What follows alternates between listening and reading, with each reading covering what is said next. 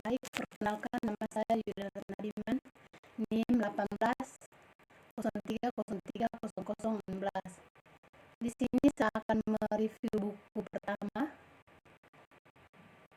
judulnya Tidak Resmi Kemanusiaan Interval di Dunia Politik, Penilaian Dampaknya Terhadap Masyarakat Internasional. Baik, di sini saya akan menjelaskan premis dasar. Dalam sekolah, hubungan internasional Inggris adalah inti pemahaman bahwa integritas ilmiah tidak berarti bahwa akademisi harus mengejar nilai netralitas. Dalam prosesnya, sebaliknya sudah menjadi pemahaman umum bahwa para sarjana memiliki premis dasar sendiri terhadap objek penelitiannya. Bull menggambarkan pemahaman ini sebagai berikut. Tidak ada yang lebih jauh dari pikiran saya selain menyarankan bahwa penyelidikan ini atau bisa jadi bebas nilai. Apa yang menjadi ciri pendekatan akademis yang tepat untuk mempelajari politik dunia bukanlah tidak adanya premis nilai, tetapi kemauan untuk menyatakan premis ini secara eksplisit dan mendudukkannya pada pemeriksaan dan kritik untuk memperlakukan premis nilai seseorang sebagai bagian dari subjek. Ide ini agak mirip dengan seruan Yano untuk reflektivitas bagi para peneliti yang menggunakan metodologi interpretif yang membawa kesadaran untuk harapan yang dibawa ke lapangan, dan cara ini membentuk apa yang membuat orang terkejut dan oleh karena itu memusatkan perhatian pada latar belakangnya sendiri dan aspek demografis keberadaan seseorang. Akibatnya, sebelum memberikan pengarahan tentang pendekatan metodologis tes ini, saya akan menguraikan premis dasar saya. Saya akan melakukannya sekarang secara singkat, tetapi lebih panjang lagi di awal bab. Dalam debat solidaritas dan pluralis, saya beberapa keprihatinan yang terakhir tentang hak atau norma UI. Keinginan kaum solidaris untuk menyelamatkan lebih banyak nyawa manusia dalam keadaan darurat kemanusiaan besar-besaran tidak tatanan internasional karena gangguan stabilitas internasional membatasi, maka tatanan internasional itu sendiri merupakan nilai yang harus dijaga. Berkenaan dengan tatanan internasional, saya berasumsi dampak UI cukup parah. Tanpa tatanan antar negara tidak ada keadilan intrastate. Kekuatan besar. Lembaga kedua masyarakat internasional adalah tempat berkumpulnya kekuatan besar. Dua karakteristik mendefinisikan kekuatan besar dalam struktur internasional. Pertama, kekuatan besar tidak pernah ada sendirian. Jika mereka melakukannya, mereka tidak akan menjadi kekuatan besar, tapi sebuah dominasi atau pekerjaan. Kedua, untuk kekuatan besar secara tradisional perlu memiliki kemampuan militer yang besar, memiliki kemampuan untuk mengerahkan pasukan intervensi sepihak di seluruh dunia yang bahkan mungkin menyebut mereka kekuatan super saat ini. Ini berarti bahwa mereka perlu menjadi tenaga nuklir. Kondisi kedua ini menjadi tantangan hari ini secara kontroversial. Dibahas apakah kemampuan ekonomi atau budaya yang besar dalam masyarakat internasional global damai juga akan cukup sebagai kartu masuk untuk klub kekuatan besar. Kekuatan besar dibedakan oleh karakteristik ketiga. Mereka diterima oleh kekuatan kecil lainnya dan oleh pemimpin Amerika sendiri sebagai negara dengan kemampuan khusus. Ini mungkin terdengar sangat jelas, tetapi digarisbawahi bahwa mereka tidak hanya memiliki kemampuan internasional. Selain itu, posisi kekuatan besar untuk pertanyaan rinci tentang hubungan internasional akan diberi robot lebih tinggi yang tidak memiliki negara-negara lain. Dengan melakukan itu, kekuatan besar adalah konsep bersama. Mereka didirikan pada tingkat sebuah institusi. Masyarakat internasional mengakui potensi kekuatan besar untuk berfungsi sebagai instrumen untuk pemeliharaan tatanan internasional di mana hak dan kewajiban yang luar biasa terkait dengannya yang mungkin diklaim oleh masyarakat. Dengan tidak adanya kekuatan tertinggi, negara-negara besar diberi peran sebagai eksekutif tambahan. Dengan kemampuan militer mereka memiliki pengaruh yang dapat mereka gunakan untuk pemeliharaan ketertiban internasional dan yang dapat mereka gunakan untuk pemeliharaan ketertiban internasional. Dengan itu, untuk penegakan hukum internasional dan keseimbangan kekuatan. Tentunya fungsi tatanan internasional hanyalah salah satu cara yang mungkin untuk memanfaatkan kemampuan dan peran mereka.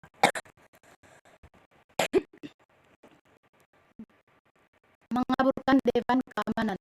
Dampak UI institusi sekunder pusat.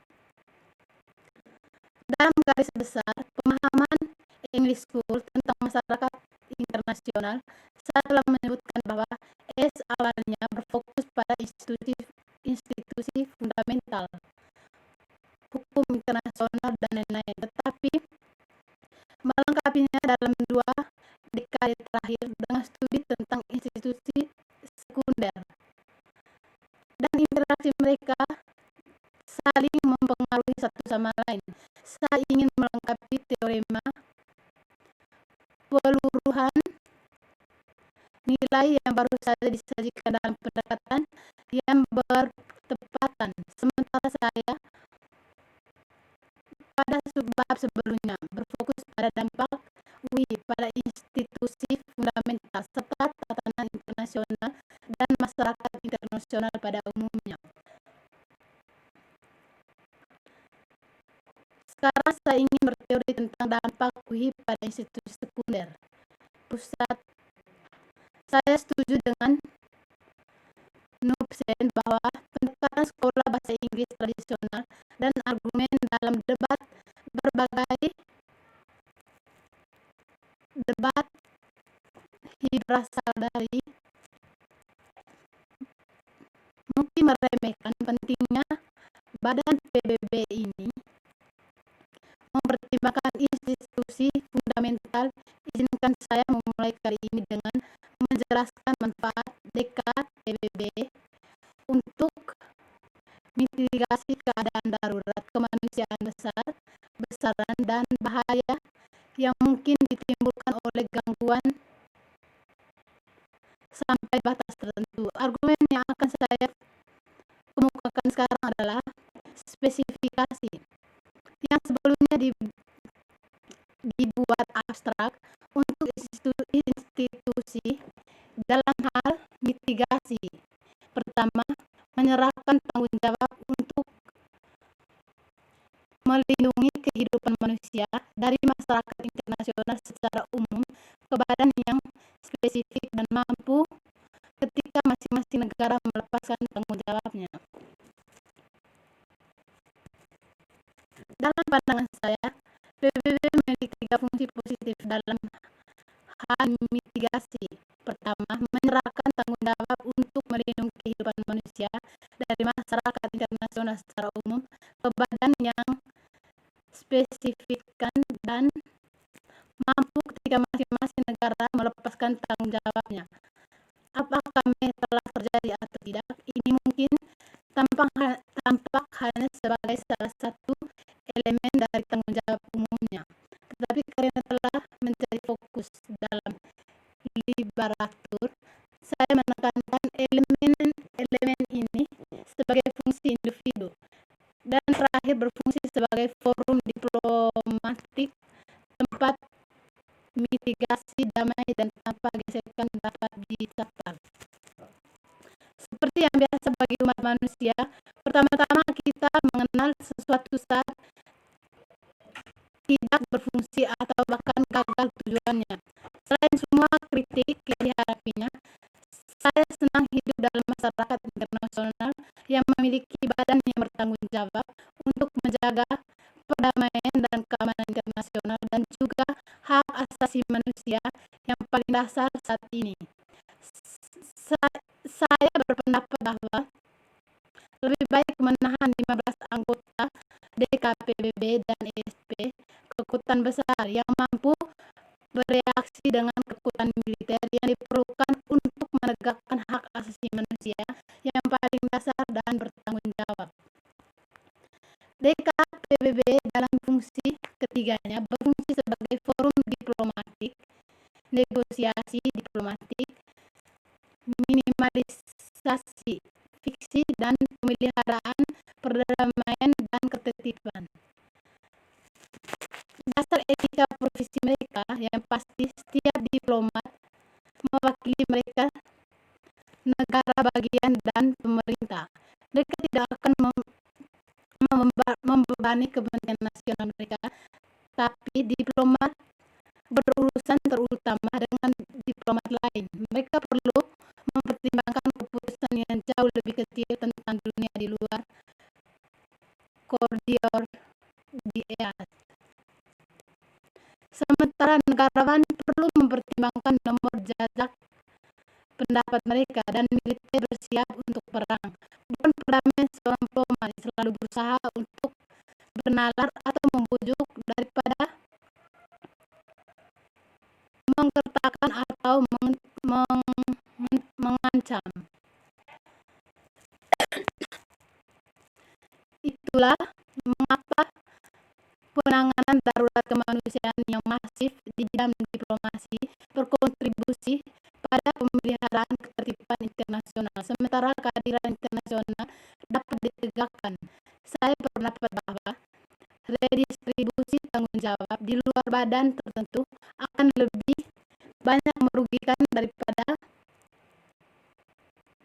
baik mengenai fungsi juri.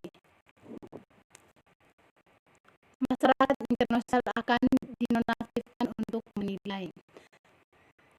Kesepakatan bersama tentang adanya keadaan darurat kemanusiaan besar-besaran akan kecil kemungkinannya. Dengan demikian, setiap negara bagian akan memilih dengan alasannya sendiri sejauh mana ME berlangsung atau tidak. Sebuah konglomerat opini dan hiruk-pikuk suara akan muncul. Orang pasti mungkin berpendapat bahwa argumen terbaik mungkin menang. Tetapi ini jarang terjadi dalam politik kekuasaan. Akhirnya, diplomasi akan menghilangkan nilainya. Dunia dihadapkan pada koalisasi keinginan baru untuk setiap konflik. Pendekatan dan kumpulan data untuk pra-seleksi. Pendekatan untuk seleksi dibutuhkan deskripsi dari seluruh kemungkinan intervensi kemanusiaan. Untuk ini saya menggabungkan kumpulan data yang semua intervensi di era PBB dengan kumpulan data yang mencakup semua peristiwa darurat kemanusiaan besar-besaran.